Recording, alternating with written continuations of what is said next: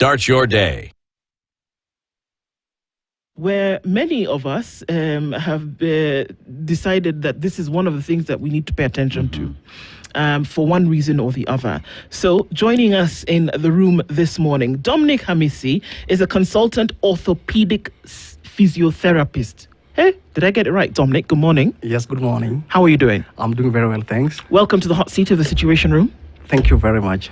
We're going to be looking into some of these things, also in the presence of Colonel Dr. George Adari, who is a consultant orthopedic surgeon. Good morning to you, Dr. Good morning.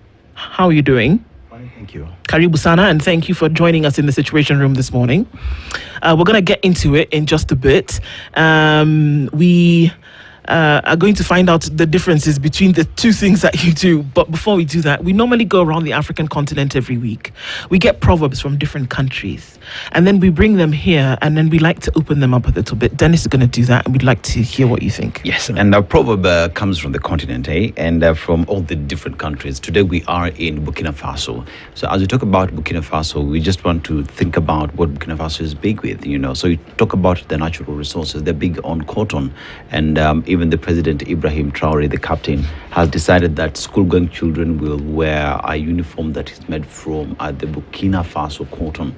And you talk about gold, that now they're adding value on the same in ensuring that they get the maximum benefit from the same. It's also a country that, despite being from a very hot region, feeds the better part of the western part of the continent, the West Africa. But let's go to the proverb. That which is hard is good, whatever is easy brings no benefit. That which is hard is good, whatever is easy brings no benefit. I'll start with you, Hamisi. How would you interpret that? Okay, thank you. Generally, I would say whatever which is hard,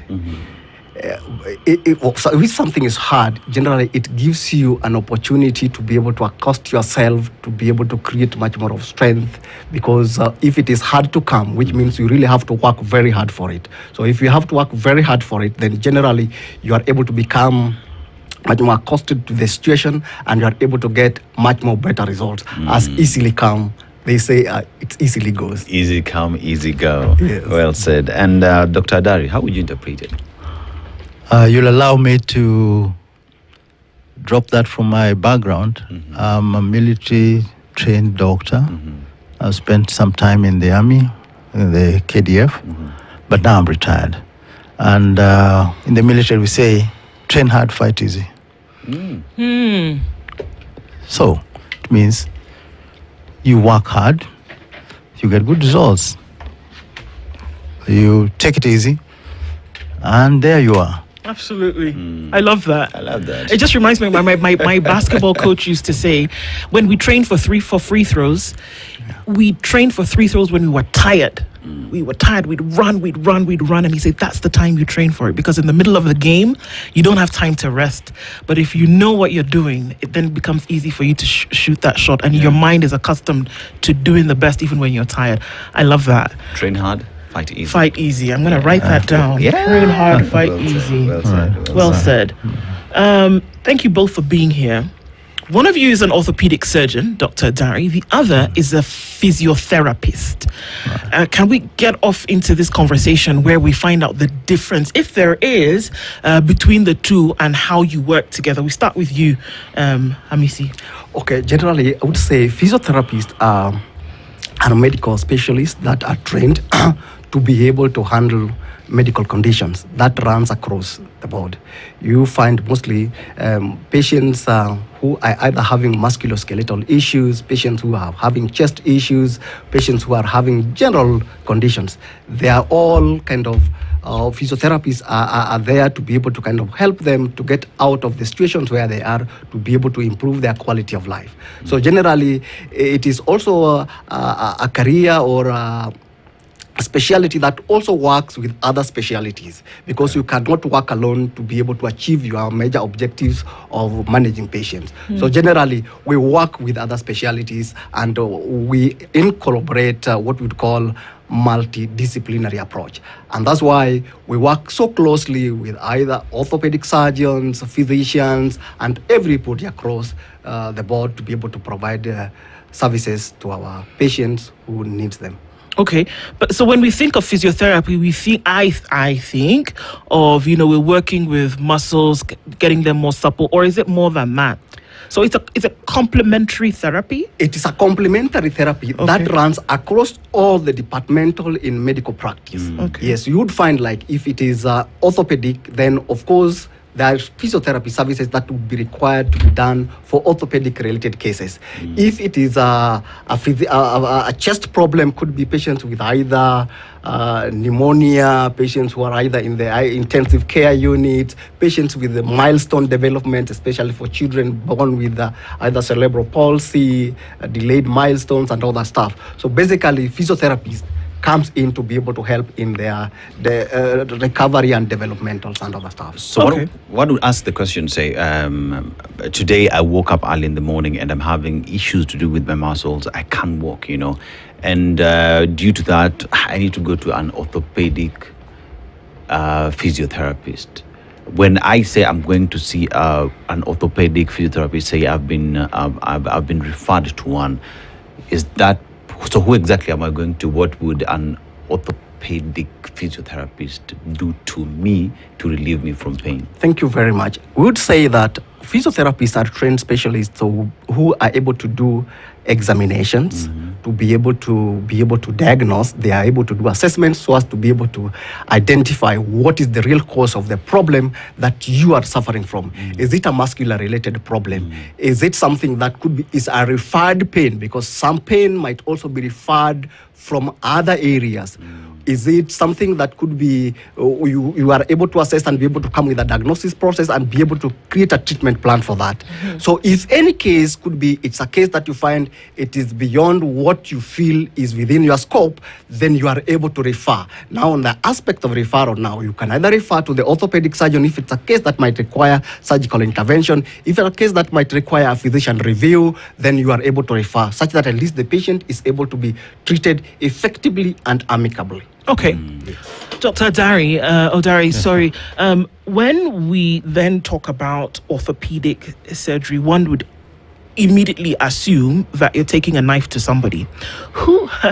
And already we can see the comments, because I think a lot of your patients are in the room this morning. They have just stumbled upon you. So people seem to know who you are. Who comes to see you? That maybe has come to see Dominic, but then also who comes to see you? Right. Thank you for that question. Now, as an orthopedic surgeon, today we don't do orthopedics the way it was before, where you are a jack of all trades. You deal with fractures, you deal with other joint issues. We tend to narrow down on specific areas. Okay. For instance, I'll give you my own account. I'm an orthopedic surgeon by training, meaning I first did my basic degree, then did my surgery, zeroed into orthopedics, and I would say also because of my background from the military, I tended to do more musculoskeletal problems, injuries, and then I went into sports medicine. So I see people who have, and sports medicine doesn't necessarily mean you're doing sports. Even in the military, you don't do sports, you just do your own work. But it's so physical. So you end up with a lot of injuries. That's one. But in the general population today, we are all become so much conscious about healthy living. So we do a lot of running on the road, running in the pitches. And in that case, we get injuries. So all those will come under sports injury. Okay. Now, when you come to see me, either you have something in that line or back problem, which is very, very common. Very common. I'll tell you, when I sit in my office and I have, say, an average of 20 to 30 patients, 10 patients will be purely back issue. It's as high as that.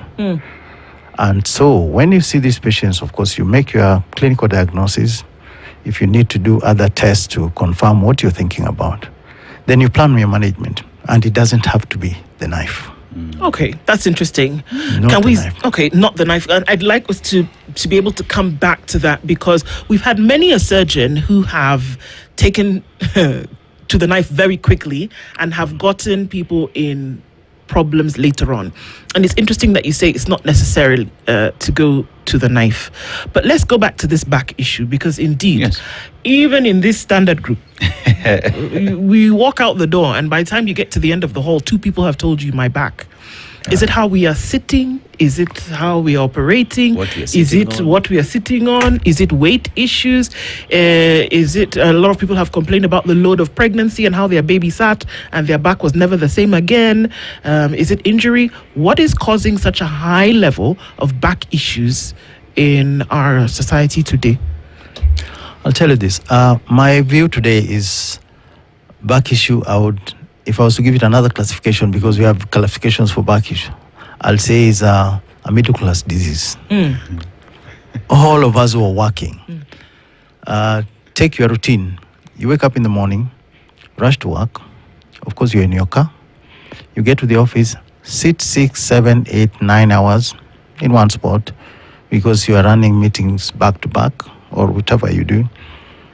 At the end of it, you're so tired. Yes, you are enrolled in the gym, but hardly will you get into that gym. You go home, drop on a sofa set. If you survive 10 minutes, you're lucky, you go to sleep, and that routine follows.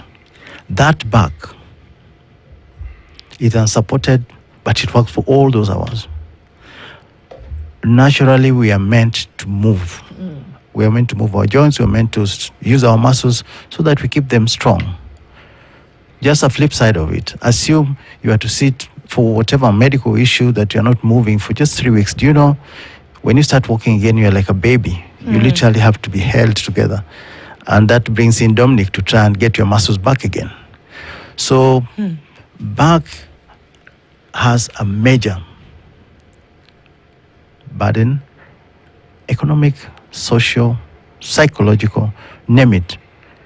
And it's so much affecting us, yet because it's so difficult to kind of describe to one sitting next to you, all you can see is they're sort of trying to move around and you're not so sure what's happening, to the extent that I know a lot of my patients, some have been labeled malingerers by their, sorry to say, their employers, because they're always out. Yeah? Oh, because they're always out. Always out, Okay. my back. But that's as bad as it goes. So coming back to your question, it's a lifestyle disease today. Okay. It's a lifestyle disease. We lead a very sedentary life. Diet is not helping us anymore, any less. And for that reason, we are seeing more and more younger people having back issues, which was not the case. You know, before, when you'd get someone in their plus 50s, 60s, then you say it's a degenerative condition. The joints are failing all over. It's not just the back, even the other joints, knees, hips. But right now, I meet as young as 23, 24-year-olds, and they have a back issue. And when you want to ignore it, and you go in further diagnosis, you actually find these people are not pretending. They are not just malingerers. They have a real back issue because this guy is sitting or she's sitting behind her computer for hours on end. Dr. You know, over the holidays, we're just having a discussion with my brother, my younger brother, right? And I was ironing my dad's shorts.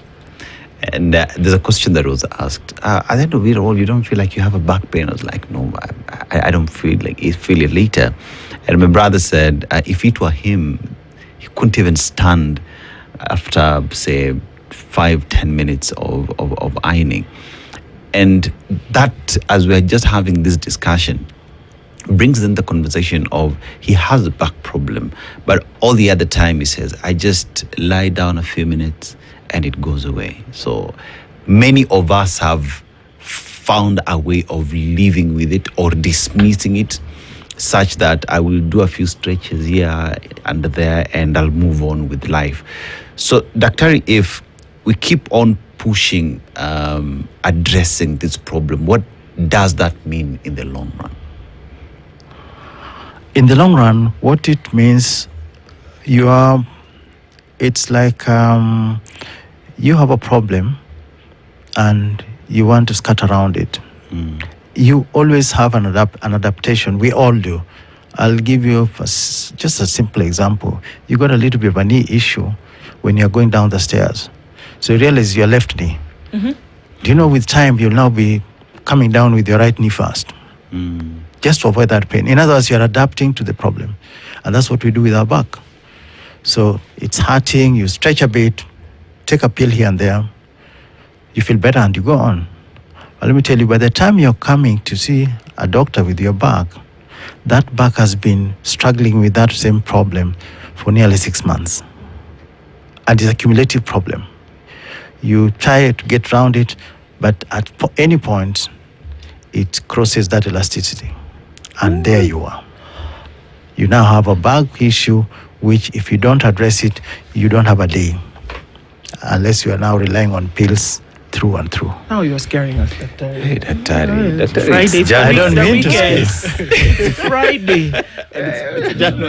January.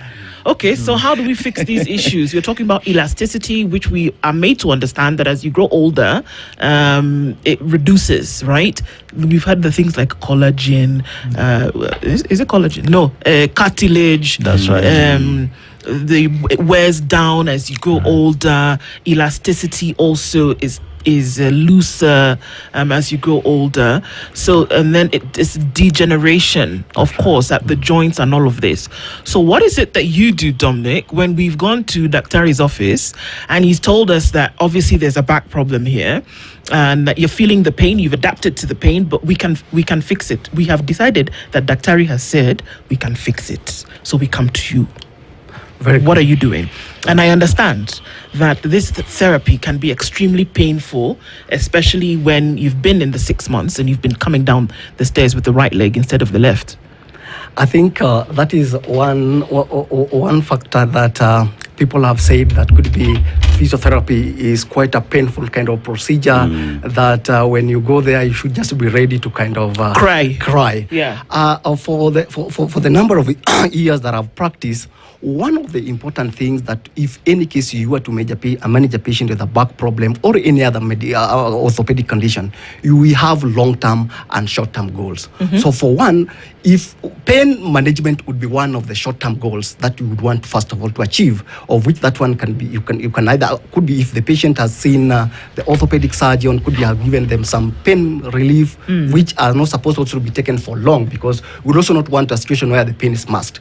So once the patients that have come, of course, what we normally do, we do our assessment. Once you have done the assessment, now we come up with a treatment protocol, whether the short term and long term. So now once we have worked on the pain parameters, then we give them specific. Now we check if in terms of flexion or back flexion, how many, what kind of degrees are you? Pain flexion. English. Apple. So like what I would say that if any case you are asking your patient to bend and you find that when they are bending, they are not able to achieve a particular degree of which is supposed to be around 60 degrees could be flexion. That's a normal. You should touch your toes, for example. You should be able to touch your toes. Okay. And they're not able to touch their toes. Could be they are reaching the shin level or the knee levels. Then you realize there is a problem here. So which means the muscles are already too tight. So when muscles are tight, which means they are not able to reach full range of what called you are able to touch your knees and you are able to touch your toes. Then again, it could be in terms of bending your back backwards, then there is a particular degree that you are also supposed to achieve. So if you assess and you realize that you are not able to get to reach that full range of motion in terms of degree, then now you realize there is a problem. Now we come up with a treatment protocol. Now we want to manage the pain. And again, as we manage the pain, now we also want to create a bit of stretching aspect that should be able to be gradual. There are other modalities you can be able to use to relax the muscles, to be able just to kind of create much more of flexibility and elasticity of the muscle, because the muscle fibers are much more elastic tissues that they can be able to stretch and other stuff. So first of all, we create the aspect of creating good elasticity of this bit of the muscle. Then you be able to kind of increase your exercises properly, slowly, to be able to kind of create. So you can get it back. You can get it back. Okay. There's a condition, Dr. Dari, called arthritis. Right. What is that? What causes it? And can you treat it? Yes, arthritis. Actually, that's one of my major in the things that I do. Arthritis simply refers to inflammation of a joint. Arthritis. So we have various types of arthritis. We won't go into all that detail, but suffice to mention that when you have an issue with a joint, there will be an inflammation. How we perceive inflammation as human beings is pain. Pain is a sign of an inflammation going on. So, in a nutshell, a joint is not functioning well, whether it's cartilage that is damaged or the capsules around it have an issue, but bottom line, that joint is not able to do its normal duty. We could be accumulating fluid there, or it could just be bone, which is normally covered by the soft material of the cartilage, is wearing out. So the bone is beginning to touch bone on bone, and that's when you hear of things like osteoarthritis. Okay. Yeah. They tell us that you cannot replace, that you cannot eat almonds and I don't know, eat what to replace your cartilage. Yeah. Is that true? There are so many things in the market, I'll tell you, that you'll be told will be able to replace your cartilage. Bottom line, as we go on, we wear our cells out as we use them. There are now a lot of techniques that are coming up in life, like what you call regenerative medicine. You try to stimulate the local cells to repair again. And that is giving us a lot of hope that we may not have to. But that said, Is that a lot happening of in something- Kenya? Yeah, I do it. Okay. I The do. regenerative Regenerative medicine. Okay. I do it. Yes, but that's for another day. We can talk about that. But that said, I want to, a message that I would say, go preventive. Don't let the situation bring you to the doctor. Walk daily, if possible. And you just need 30, 45 minutes of brisk walk is enough for you to keep your joints going, to keep your back protected. It's just like taking an apple a day and keep the doctor away. You know, Doc, most of the people, like you mentioned earlier, is it has become a lifestyle, a disease. Why condition? Because we sit most of the time. And there is also an entire science on how to sit, what to sit on. I hear there are other seats that are ergonomic seats with lumbar support. Wow. You know, it's just some of the words that are there. You know, even in this office, you'd walk to some people's seats and you'd find them with back supports, things that are helping them sit upright. And in all these science that is on what we sit on, how we sit, how we bend, how we even look at our phones, how we look at our computers, it all goes into helping one know how to go preventive, right? How then do we take this message? Because many don't know what to do or when to do it. Yes, I'll say this. While all those gadgets have come in to help us manage our life, primarily, if we don't have strong muscles, whatever we do, I'll give you an example, wearing a lumbar corset. You may have heard wearing a lumbar corset. Yes. They are very good materials. They help us. For example, if you have a weak back, either you've undergone surgery and your muscles are not working well, it's good to wear something. But to have it as that is the life you lead, you always wrap your back. I tell my patients, just imagine a situation you have, God forbid, a fracture. You go to a doctor and they put for you a cast to support that fracture. You feel very well during that time and there's no pain. But as soon as that cast is out and muscles are weak, you are in so much pain. And that's why you will not avoid Dominic, because he's got to bring those muscles back and it's very painful. In the same way, we kill our backs, and that's my opinion, and I've seen it in real life, by wearing these corsets that it's part of you. You go to the car, you got something supporting. That curve on the back is a natural curve that holds your back, and it works. So when you support and you give it some sort of a cushion, that to me is a negative for you, because those muscles are not working. You are a little supporting. Then you go to the house, you got an orthopedic bed. Then you come to the office, you got a chair which is supporting. So basically, your muscles, you are not allowing them to do their functions. Oh, this is interesting. So all of these things that are being created is making, they're doing the work that your body should actually do. Absolutely. So you wouldn't recommend them? No, I don't recommend them. Any patient, I'll give you a simple example. One time I had the chance to go and give a talk at Times Tower the staff in Time Star. When I started my talk, nearly 50% of the participants were in the process of acquiring chairs that are meant to help their back. You are supposed to get a computer on which you type or you look at it while you are standing. In other words, you can literally move it up and down and all kinds of things. But they also have a gym. At Times Tower, they have a gym where staff can be able to go and to do some exercise, but the enrollment is so low, but yet everybody is running to get a doctor's note to be able to be bought a chair. And that was my story. That look, you're killing your back. Oh, wow. Okay. Work on that back, get your exercises going, and let's see what is the deficit. How can doctors come in now to help you? Right. Okay. There are a number of questions coming in from our audience this morning, so obviously it's clear that a lot of people have some of the issues. We'll start with one for you, Dominic, is that, so if somebody is in a lot of pain, the pain is clear, and if we're talking about 1 to 10 and the pain is at an 11, then they're coming to you. If Dr. Dari says, well, this is what we've seen, this is medication you can give in the short term, but it must be accompanied by physiotherapy. How do you ask somebody, for example, who is in severe pain to walk on a joint that is painful, for example? Or what are you doing to make it more comfortable for this person to walk through the pain? Okay, that's a good question.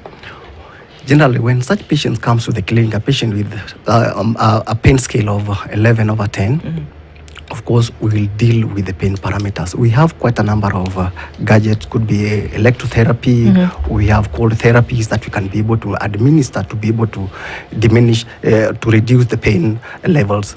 Then again, another aspect that is also very important is also to reassure these patients about the condition. We'll assess and reassure them about their condition that once you have assessed the muscles, you have assessed the situation, then we work on those bit of the pain parameters. Then we should be able to kind of be able to have that bit of the pain controlled. Then again, as the Dr. Dari has just said, could be if the patient is in so much pain during that initial stage, could be we can give them some support to be able to use. But again, this support should be used in a manner that we are able to advise you use it for a period of 1 week, then you remove it. Then again, we'd also advise this patient that in as much as there is pain, we encourage them to keep on moving through the pain, because this is the only way that the pain can be able to be reduced, and then but the muscles will also now not become too weak not to be able to support you. Yes. Another question for you, Dr. When you're walking or you sit and you hear the knee pops, the pops, like kind of what you do with your knuckles when you crack your knuckles, what is that indicative of? And sometimes you feel that it has refused to pop and you want that popping sensation to make you feel a little bit better. What's that indicative of, and how can you sort that out? The thing is, when you get that pop, most of the time it's just air trapped in the joint. It doesn't mean much. We only get worried when you pop and you're also in pain. Then we say there's a possibility of the cartilage, which is lining that joint, to have been lifted off a little bit from the bone. You remember, the cartilage gets all its nutrients from the bone underneath. So when there's a little bit of off that margin, then we start to see problems of cartilage not functioning well. So that pop associated with pain, it's a concern to be looked at. But on its own, just like we'll do it all over, you rub all your fingers and you get that noise, and it's quite interesting. I'll tell you, go ahead. So how come some people will pop more than others? I think those are now things that have to do with, you see, all of us have got different, even joint flexibilities. We are all different. But it's now medical condition, which I'll tell you, there's a disease that is predisposing you to that kind of problem. Doc, most of the time you find, say someone has had a knee problem when there was a cast and everything.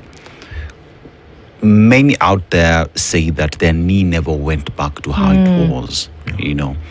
And that is a concern for many, because then you look at a deformity on a knee, the knee has not gone back to how it was. Is that common? or should that knee be able to, after going through the processes, a surgeon has looked after me, is it restored to factory setting? Yes, I'll tell you, because that is really something I practice nearly every day. Yes. When you have a knee issue and we make a good diagnosis what the problem is, and we see the problem either can be fixed conservatively. Conservative means we don't subject it to any surgery, but we tell you some of the things we need to do to improve the motion in that joint, because any joint, the key message, let that joint move. Okay? If there's something stopping you from moving because of pain, then address that pain. Don't take a painkiller as a way of dealing with it. Okay. Right? Okay. Just find out what exactly could be happening here. So a joint that moves frequently, you are even able to overcome the pain. It's like just going to see a physiotherapist and helping you to go through that motion. Now, coming to your question on you've undergone a procedure, then you are never back to. I'll tell you, surgery is just one aspect of treatment. The mainstay of return to function, return to pre-injury, lies with physiotherapy. If you get a good rehabilitation, that joint should go back to normal. Okay. However, if it's a bad injury, then I should also manage your expectations and tell you, from where we are, we will achieve, but let's be honest with you, we will not get you 100% back. Okay. Depending on the kind of injury that was there. Depending on the injury. Yes. I think if I may just add something on that, when patient says that could be the knee has not gotten back to where it was before, there are so many parameters that comes in here. One, if you lose motion, especially for the knee joint, we lose the strength of the quadricep muscles, the thigh muscles, and of course the hamstring muscles. So these are the muscles that will help you to be able to get that bit of motion to walk. So if you don't have that bit of the strength, most of the patients will be complaining that they feel like their leg is, the knee is buckling, it's like they're going to fall. So that is what they are feeling like, they have not gotten back to where they were supposed to be. So the hallmark thing here is that it is purely muscular weakness. Could be the joint has gotten back, but now they were normally walking normally before. So they are not feeling that. That joint is like these are the joint that they're feeling. So that is what they're feeling, that the joint has not gotten back. It's purely because of muscular weakness. Okay. And again, another thing, also, one muscles have also gotten weak.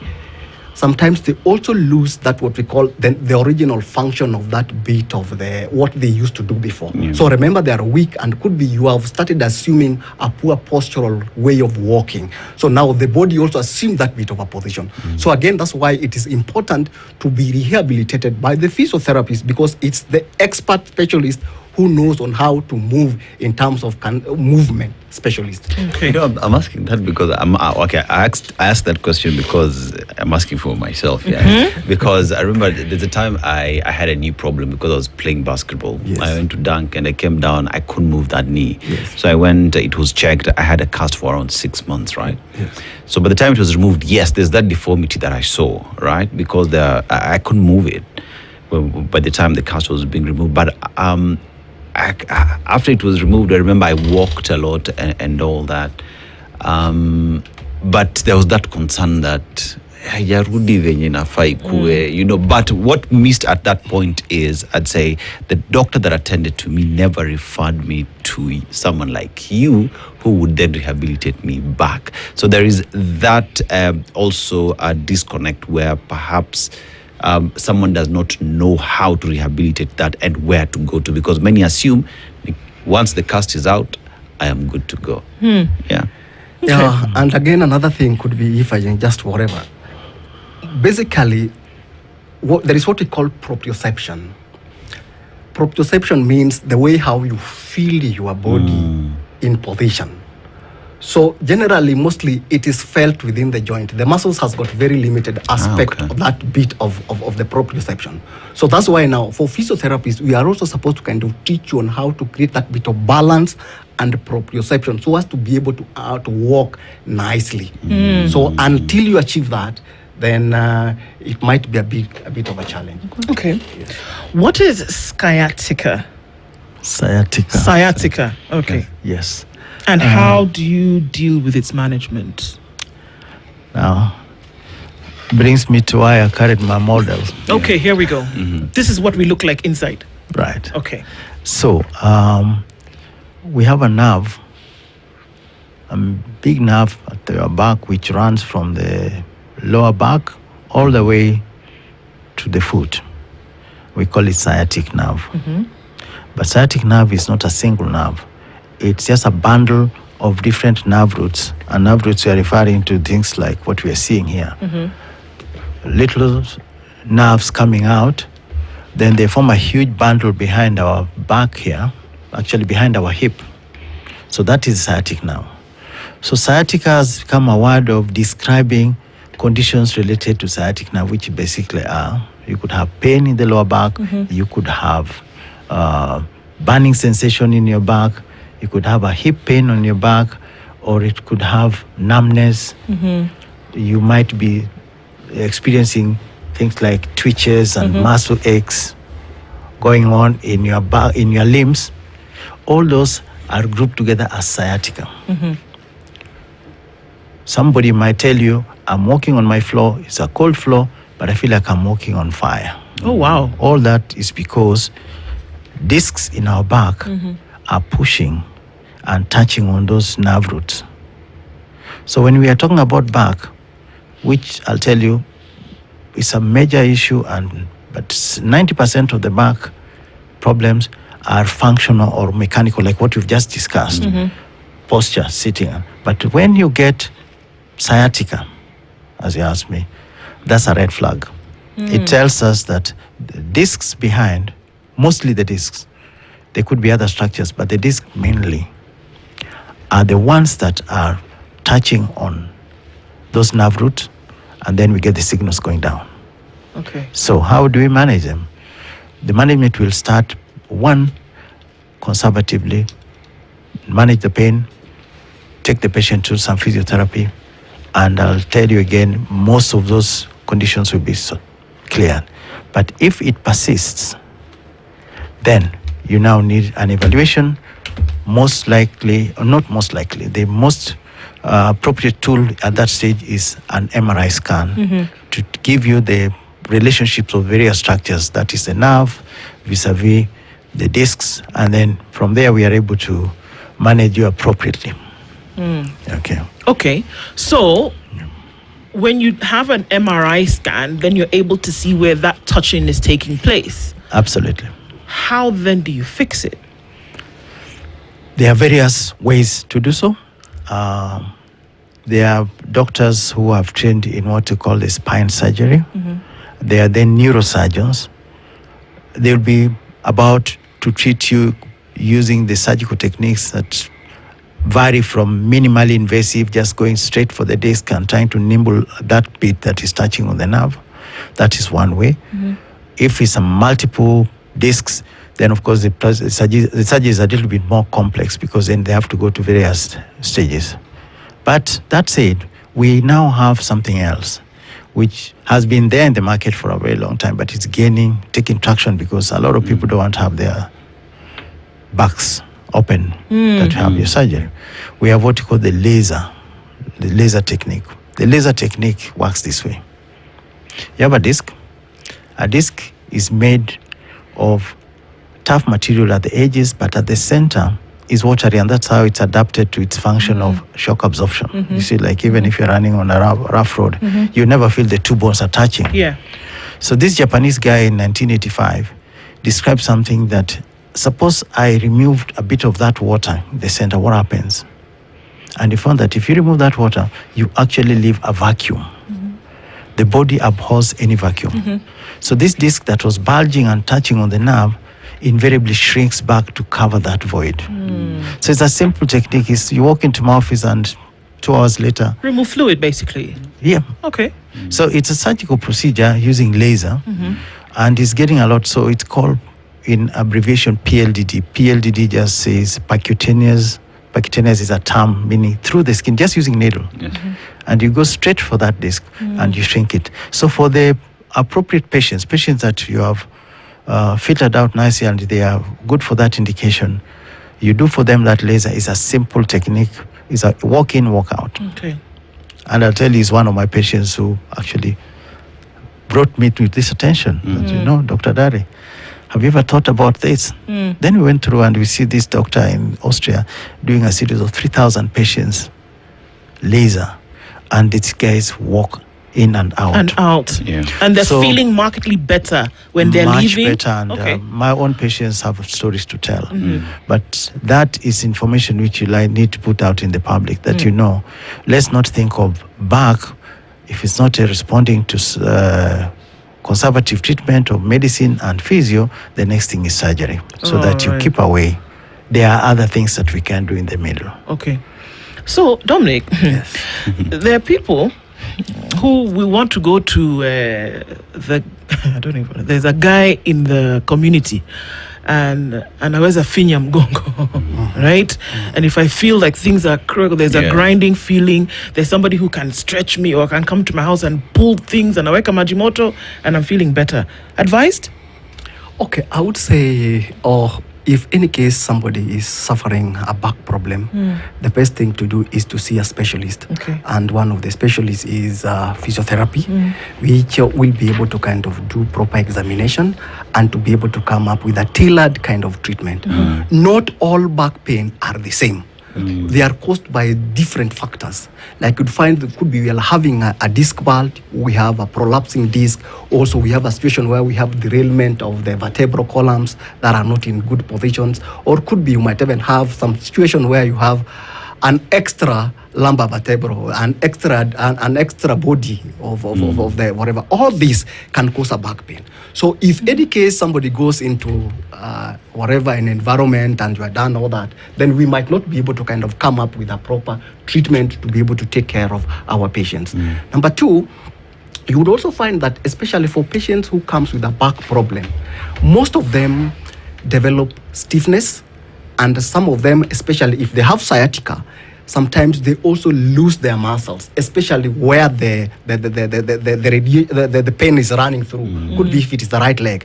And some of them apparently do not even know that they're even losing their muscles, because what feeds the muscle are the nerves. So once we have an impingement, once we have pressure, could be from the sciatic area that is supposed to be supplying that one particular muscle, then of course, which means that muscle will become will become atrophic, which means it will lose the strength. Yes. And eventually, after losing the strength, it might also even lose the girth.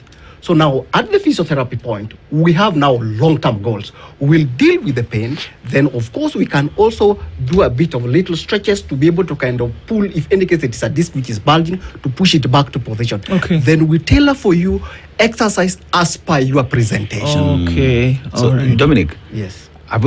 like what Ndu has just asked, that I have this back pain. I've gone to someone within the community who always handles such situations. Have you seen situations where that back problem has been worsened by people going through someone who has not gone through proper diagnosis, such that by the time I'm coming to you, whatever the other guy did has worsened the situation even more? Most of the situations we have even seen areas where now even patients have even sustained fractures, because sometimes, especially when they are seen with people who are not specialists, because one of the key parameters, as Dr. Dari had said, that these patients sometimes you might be subjected to take them through imaging to be able to see whether how are the discs, how are the muscles, how are the nerves. Then again, at some point, they even do a bit of what we call, you check the bone density, because the muscles are anchored onto the bones. So if any case, sometimes the bone density is compromised, the bone density is low, then which means areas where the muscles are anchoring on are also already compromised. So if you just go, you press with so much of energy, then of course you might end up hurting your patient instead of even helping them. Okay. Dr. Dari, many a pregnant woman or many a woman who's gone through pregnancy will also say that the pregnancy sat on a particular part of the body that was uncomfortable, especially towards the end of the pregnancy. And then after they gave birth, they've always had this back issue. What's the cause of this thing that never seems to go away? Now, during pregnancy, we have a lot of changes in the body that are geared towards the baby. That we have hormonal changes that soften our joints and makes them a little more flexible We talk of things like hormone, the progesterone hormone. Now, these joints mean they are too lax at that stage to accommodate the baby. After the delivery, we have to have a reversal of that. Sometimes, depending on various conditions, one could be the disproportionate size of the baby vis-a-vis the mother. You have a lot of these stretches that are not coming back to their normal. And I see my obstetric colleagues sometimes send me their own patients for that, to deal with that back issue.